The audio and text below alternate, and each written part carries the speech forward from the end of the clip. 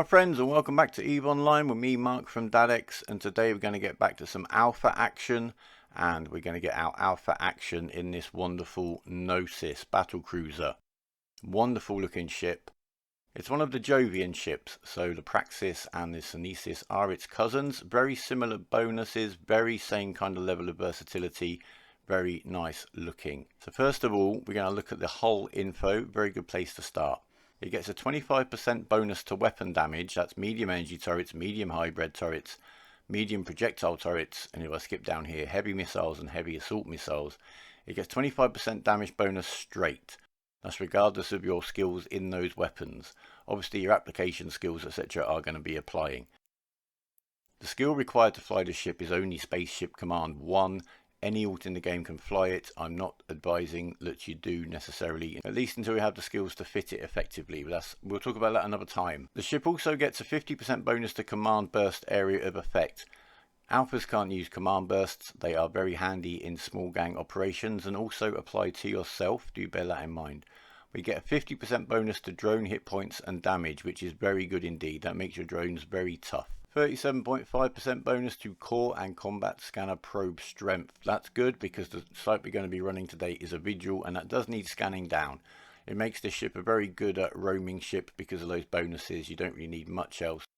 Besides maybe sisters probes, even as an alpha, to scan down all the combat sites you're going to want to find. So let's take a look at the fit we're using today. Now Furia, who is our Galante alpha, in fact let's have a quick look at Furia herself. She's pretty maxed out as an alpha, to be fair, over 6 million skill points. Certainly for everything practical to list, there's a few percent missing here or there. She's not great at shields because she's been a good Galante girl, so the shield skills aren't great. She does have Tech 2 medium railguns. She has some good armor skills. I'm topping up these long skills gradually. We've got the skilling spree on. Just to remind you, go out there, go up to a refuge maybe, kill 5 NPCs, whatever system you're in. A refuge is normally knocking around. Get your 10,000 XP if you need a little top up. That's a quick reminder. But Furia, drones, Tech 2 light drones. Obviously Alpha can't have Tech 2 medium drones. I've lost those skill points there, cheeky. What else do we want to look at? Gunnery, of course. So Tech 2 medium turrets is the way we're going to go today with a shield tank. Oh, another thing I just wanted to remind you of, just draw your attention to, particularly if you're newer to the game, implants. Implants are available that will just give you little tweaks to your stats here and there. So the ones ending in 1 and 1%, and these are 2%. Cost wise, we're looking at about $1 million. 10 million for that one, 2 million for the 2% bonus to sensor strength, that's scan strength, yep, 2% bonus to that. And then surgical strike, 10 million, 2% bonus to all turret damages. So Furia had some spare cash, a little bit of an investment in her pod, about 23 million, not a huge amount, just a few percent here and there. Nothing game changing whatsoever. Now onto the fit itself. We've got the railguns. I've gone for Tech 2 railguns today, 200mm. The spike ammo is really why I've gone with the Tech 2 railguns. We could easily do this with meta railguns, I'm sure. There'd be no problem doing that. Spike, as you can see here, is the long range Tech 2 ammo. It's got a fall off of 59, optimal of 47 for Furia. Gives us overall DPS of 438 on the ship, but that does include the drones, which are quite a contribution. But the tracking, 2.45, is about as bad as it can get, really. There's quite a noticeable tracking penalty to using that ammo. I brought it because there are a few ships on this site that are small frigates and destroyers, not many. So although I'd avoid using spike ammo on, say, a narcotics warehouse, where there are lots of frigates, here, bigger ships, we'll give it a go. The range is just there because to save us time getting to stuff. We've only got an afterburner.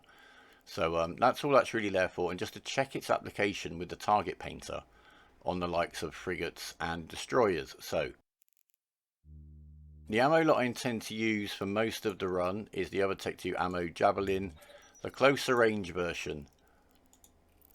We've now got 580 DPS total, again with the drones obviously, 18km fall off, 6.5km optimal, which I'm not too worried about. The drones are going to be around the range. I'm going to try and stay just inside the fall off, because I think in terms of incoming damage, that's a good range to be. I've not run this particular sight before, so there are a few differences to what I'm used to. We'll talk about that when we're up there. The tracking rockets up to 12.24 there.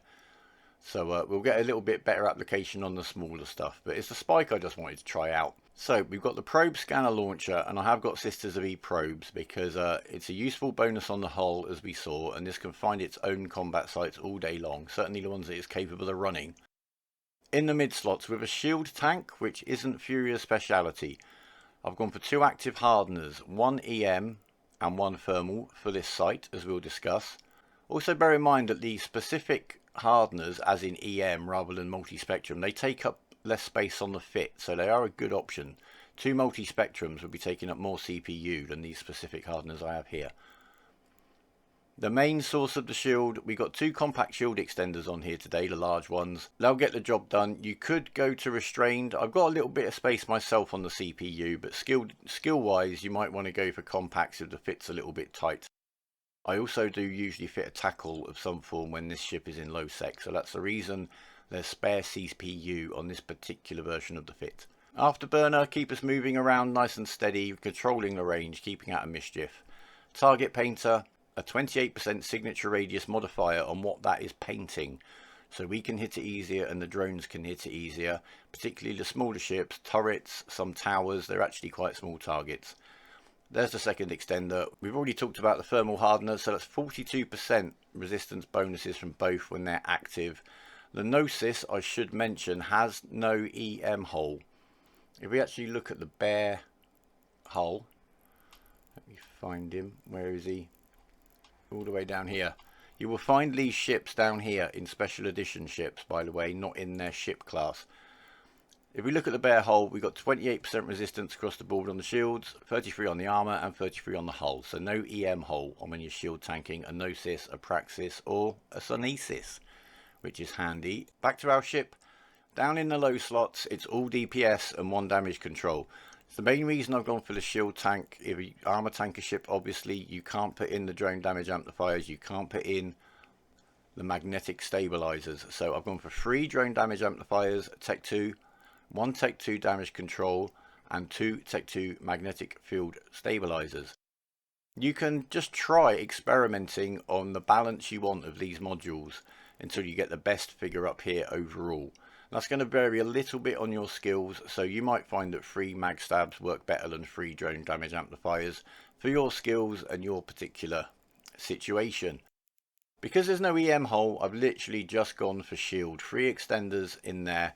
They do put our signature radius up a little bit, but so do the shield extenders in the mid slots, but we'll cope with that, we'll be fine. At least we haven't got a micro warp drive making us the size of a station. At the moment, in the drone bay, I've got 5 Tech 2 Acolytes and 5 Imperial Navy Infiltrators. With the Navy drones, the drone's contribution to our DPS with the 5 Navy Infiltrators is about 250. With regular Infiltrator ones, it's about 200, so a healthy contribution. Cargo hold, we just got some ammo. I've got the compact hardener there to switch out, depending on what sites I'm running. Pretty self-sufficient. We've got plenty of room on the power grid, and I've got plenty of room on the CPU. As I say, some of these are compact. That isn't necessary for this fit, but it's necessary for the utility I put this hull to. One of the reasons this isn't insured, this particular ship, is because it gets passed between my alts. All of them can fly it, obviously. All of them can fit it in a way that they can use it. This gets fitted like this for sites. It gets fitted a different way for low sec prowling. A number to note when it comes to the Gnosis is this right here. 345 mm on the scan resolution.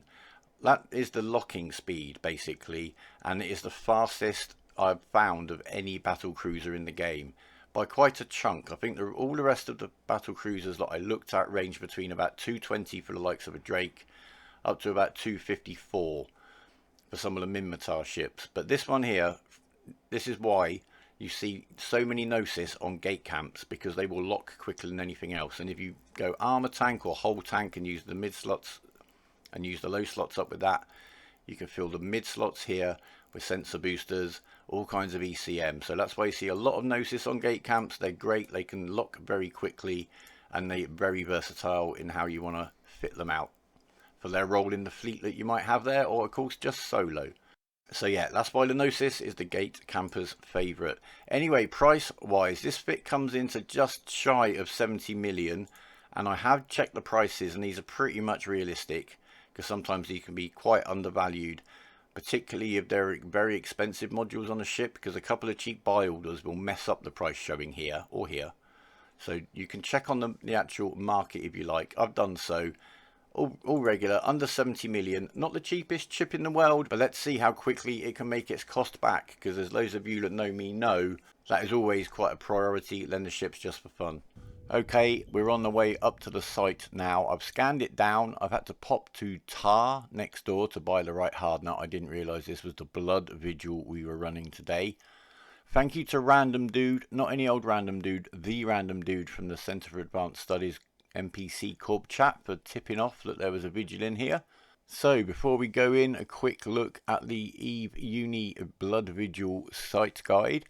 So EM damage to give and to resist, that's the first thing of note. So yeah, I went next door, I bought an EM hardener and I bought some Amar drones for their EM damage. Right, we got 2 status towers on the first room. They're going to web us and slow us down, make it a bit easier for everything else to hit us, so we'll prioritise those. They should be primary.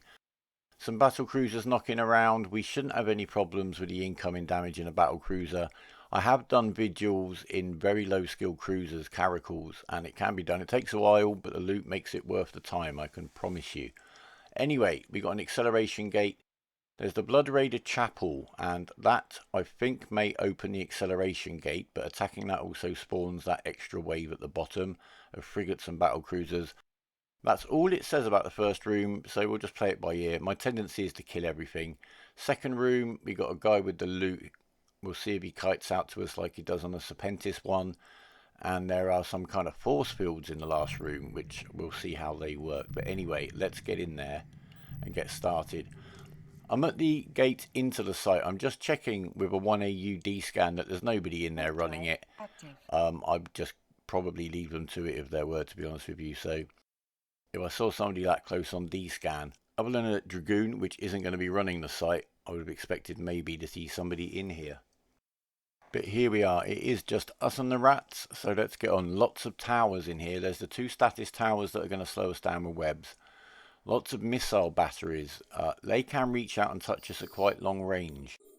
So I'm going to lock up some of the missile batteries too, and we'll start killing those. And the ships we shall kill perhaps more when they come into gun range. So I've got the guns going on the battle cruiser with the target painter. Although to be honest, the target painter is probably best used on the towers, to be honest. I am going to experiment a little bit on this run. I haven't used this ship with a Galante Alpha before. I usually run them with missiles rather than rails, to be honest with you. So I'm going to have a little play around during this. We'll have a little experiment. As you can see now, I've got acolytes on the tower. They're taking it down very nice and quickly. The battle cruiser is already going down. I think the DPS I'm getting at the longer ranges with the javelin ammo is more than acceptable for this site. To try to get into the actual optimal, which is I think less than 7,000 meters, you would be taking potentially a lot more damage. You could of course pull range even more from these guys and hit them from further away. You take less incoming damage, but as we'll see, I don't think it's going to get too bad. I've sped up the footage now just to get through the site. We're just going to take them down one by one, get into range with the guns, get all of the weapon systems on them. I do mess around a little bit just to see how much difference a target painter seems to make to the application. Some towers are very small targets. You don't really realise it. I think I noticed it when I looked at the mission guide for a wormhole site. And it gave the signature radius of the towers of something like 0.5 meters. So I did notice as soon as I started putting the painter on them, they died much quicker than they were before, especially with heavy missiles. Anyway, I'm jumbling around the old drones. I put the acolytes out first, just in case there was any drone aggro. There was none. So now I put out the much more expensive Imperial Navy infiltrators. They've got great damage with the boosts from the hull. And that's the first room cleared. All I've got to do is find the structure because I was so carried away killing the rats. I'm going to switch to my other overview tab. This has drones on it and structures. The other tab I was using is a little bit cleaner because in a fight you only need 2 or 3 pilots to put drones out, and that's a good 3 inches of overview right there. So aggressing the chapel spawns this last wave frigates and battle cruisers. No tackle, no webs, so nothing too horrible. Once we've killed the chapel, we get a lovely sound effect and the gate opens. So I'm guessing we could nip straight through the gate now. I'm going to kill everything. I don't want to go straight into the second room with a third of my shield missing. I want a little bit of time to top it up, so we'll kill everything and then we can chill out. I'm going to use the railguns with the painter on that frigate, and I'm pleased to say we're at quite long range, but we are killing it quite nicely. No real problems there. There'll be a lot more smaller ships in the next room, so we'll give the spike a go in there, see how that applies to little ships. Do remember, when you're using turrets rather than missiles, I manually fly everywhere, and often my technique is simply to fly back and forth in front of them at the range that I want to be at. You're obviously going to be potentially giving yourself a little bit of a drop on traversal by doing that, so do bear that in mind. Sometimes with turrets the best thing to do is to approach, just make sure you can hit them harder than they can hit you when you do that. But yeah, don't burn around. Micro warp drive trying to fire turrets if you're just flying kind of across somebody is not a good way to do it. Anyway, second room, we've got a little bit of a mixed bag here. We've got these 4 EM force fields, and I'm not quite sure whether the description means they rep everything on grid except me, presumably, or not. So we'll have a look. Whether they need to be taken out first before I can even damage anything else needs to be found out. Then we've got a structure, a battle station, which will spawn the last wave, which includes the guy with the loot.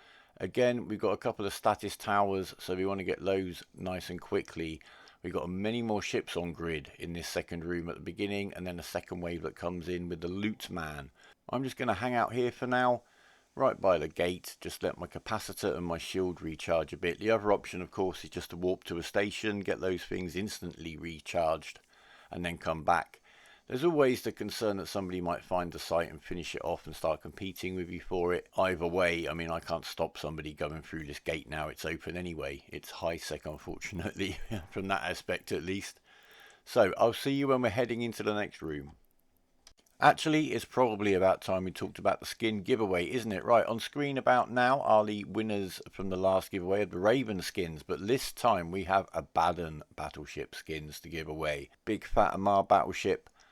Lots of big guns, lots of tank. It's a bit of a beast, but of course these skins do have quite a high ISK value, so feel free to sell them. I'm not your gran, I don't need to see a picture of you wearing it. And to win one of these, I just want a comment down below with your in-game name. What do you enjoy doing with your Gnosis, or what do you look forward to doing with a Gnosis once you get your hands on one? Simple as that. Good luck. Right, we're on into the second room right now. So the force fields we'll figure out. Let's see. Do they just insta-rep all these rats? Is there a dice roll? Is there a cycle? Who knows? Inquiring minds need to know, so let's get cracking. The force fields do show us structures, so I'm back on this overview setting to get them locked up. There are 4 of them. So there we are. So let's see. Are these just going to insta-rep everything on the site? We will look up some of these ships too, and we'll see if we can do any damage to anything, or whether it's just a hiding to nothing. I've never run this site before, so I always do try to just explore it and figure out what's going on the first time I do. And usually at the end of the first run on a site, I've got a much better idea on what I need to do the next time I encounter one. So that's exactly what is going on here. So we're hitting that force field. It itself is getting some reps there, you can see. I assume that's from the other force fields, not sure. But they're quite powerful reps, but he is kind of going down. We're winning that battle, so it is working. I should really have the target painter on it. As I said, it'd probably be taking those force fields down quicker. So we've got one force field down. As you can see, I'm just heading straight away from the rats. They're not hitting me too much. I've got the drones on one of the status towers, and I've put the guns and the painter on one of the destroyers, and we pop the destroyer instantly. The status tower is running down. Let's see if he gets any reps. Got 3 of those EM force fields left on grid. It's just the drones against that tower. Can they win that little battle? Let's have another go at this other destroyer. The destroyers can be quite dangerous to your drones, although the drones do not seem to be taking much aggro at all here. In fact, none. To be scientific. We've taken down another destroyer despite the reps. You can see the tower getting some reps there now. So if we got our guns, if you focus fire, I think you could break it. Obviously the principle here seems to be Let's try this battle cruiser. I'd say the principle is the smaller the ship, you can kill it before the reps hit it. So yeah, go for the smaller ships if you need to. But to be honest, it's not them putting the webs on any point on us. They don't seem to be bothering the drones too much, so they're not that much of a priority. We've got one status tower down. It did get hit by some big reps. Oh, we nearly killed that one there. That was close, but no.